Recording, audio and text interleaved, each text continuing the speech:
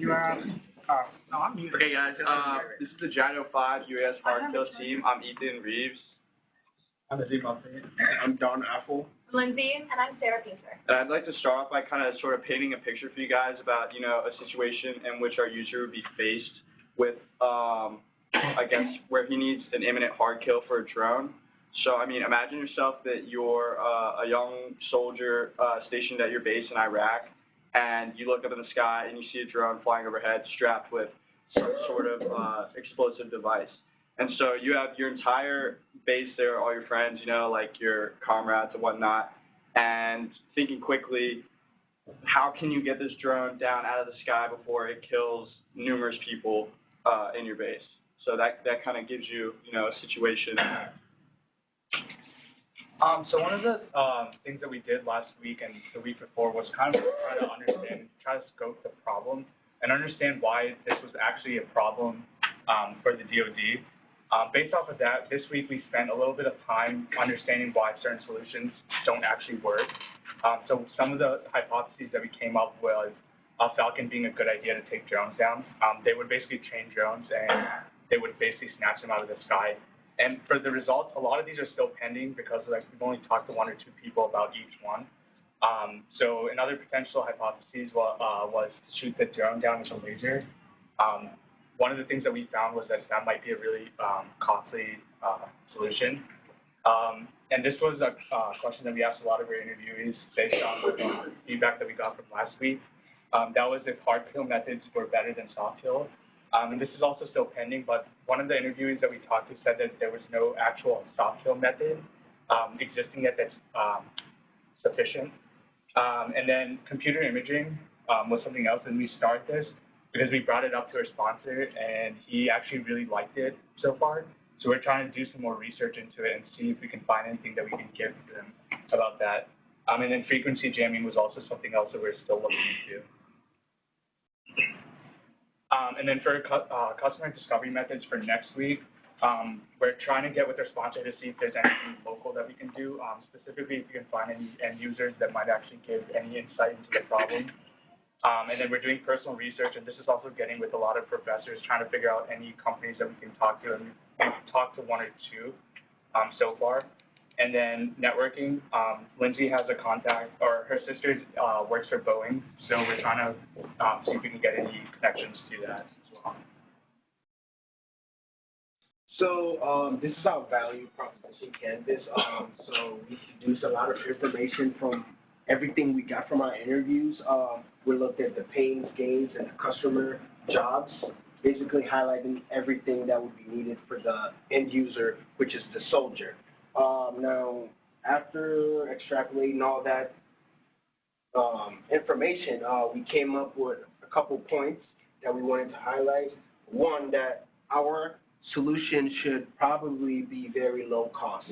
We know that budget wasn't really mentioned, but we're aiming for something that's low cost. Second is our product should be civilian friendly. And the third is it should be light enough for a soldier to carry.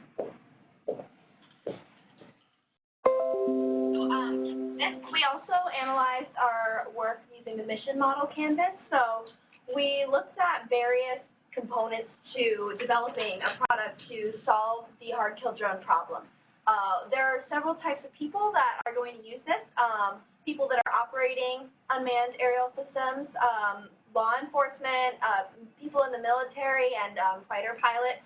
And so we looked at the ways that this would be delivered, what this would mean to these customers, and how this would impact their lives in their jobs. So our mission is to prevent drone attacks, reduce casualties, improve the capability to detect drones, and increase our knowledge of common drone components so that we can begin to exploit their weaknesses in order to take them down with a hard kill. We have analyzed our customer archetype, which would be an unmanned aerial systems operator. So typically these people are enlisted soldiers who are going to be 23 to 24 years old, and they're going to be physically fit, educated. They're going to be trained, so they are going to be able to operate any complex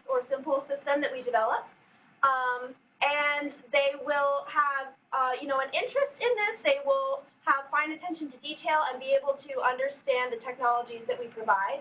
So we are not shying away from a complex solution if it is highly effective. So the customer workflow, this is kind of just a platform and idea. So we really want to make decisions. Our top decision person is through JIDO, and then our sponsors. There's going to be other ones once we get more specific into it. So our reports would be our ideas, basically: suicide drones, laser energy, hawk attacks. We're going to use drone software specialists to analyze these kind of things, intelligence analytics specialists, pros and cons of the risk of hard kills. Then we're going to move on and do, for like data and intel, we want manual flight routines, drone detection in flight. We want to know if the frequencies, if it's long enough, is it worth the risk to take out the frequency of a whole area. And then this was just our idea of the week, which was Hawkeye, training hawks to take down drones in the sky. I know I've read a couple of articles about police forces already kind of training it, and it's worked well, but there are risks to it. Animal protection, for one. Would the public approve of this? Also, things that would be things that we would need during this process as a training facility. We need, can the hawk actually detect the drone, or will they get sidetracked in another situation if something else in the sky? The other things is, can the hawk maybe wear cameras? Can they detect the cameras? Can they hold weapons on them somehow? Anything like that. So, and then the hawk navigation is, can the hawk navigate to that specific drone that we're trying to detect? How is that animal going to actually know that the drone, that's like what we need to take down? So gains, the speed and accuracy. Hawks are fast and they can be precise with the things that they want to get to. That's a really big gain, because speed, for us, for bullets, we can't always, if we're shooting from the ground and you shoot a bullet, that drone is too fast, and it'll fly away and we miss it. So the pains, like I said earlier, public use, animal protection, and hawk resistant to the mission that it's been assessed. Your time is up, team. Great job. You guys came so far from last week. That's awesome. Feedback from the teaching team and students? One question. I forget what slide it was on. It was when you were talking. We can go back to. Yeah. You mentioned that the product needs to be low cost. But I think the military has a large budget. Yeah. So if the product costs a lot to them, as long as it works, you know, it's still good for them. But maybe your development cost does need to be low. Since we don't.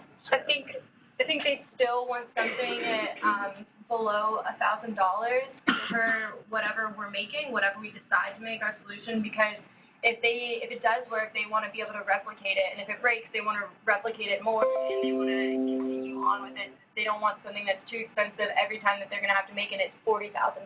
Even so, they did mention that they are flexible with that if it comes with a really innovative and effective solution. Right. That's something, a guideline that they gave us, but they are open to spending more.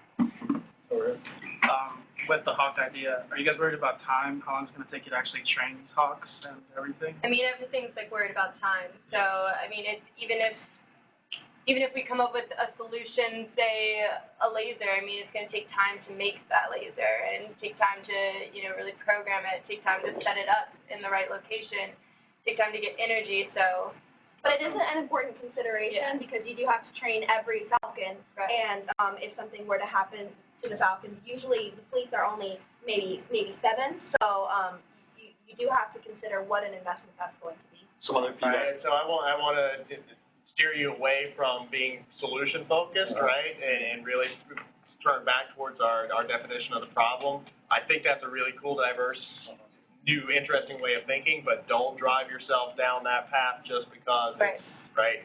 So I think you do need to define what. So I want to say thank you for that. You do define what low cost means by this definition. Can you put some numbers or some valuation on that? And on your mission model canvas, it's gonna become clear that you're gonna need to, start associating your value propositions with those different, beneficiaries. And that's something that I didn't see, because different beneficiaries are gonna have different value propositions associated with them. I don't know if our mentors and sponsors can hear us well and if they have any feedback, but this would be a great time to jump in if you guys have anything there from WebEx.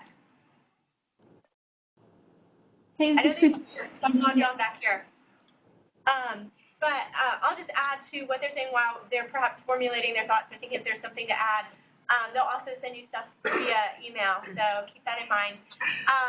I think, what I didn't see some in your process in the Slack channel, and maybe it was there, but I just didn't see it, was identifying those pain points and why. The crux of what you're doing is to see what they're not saying, right?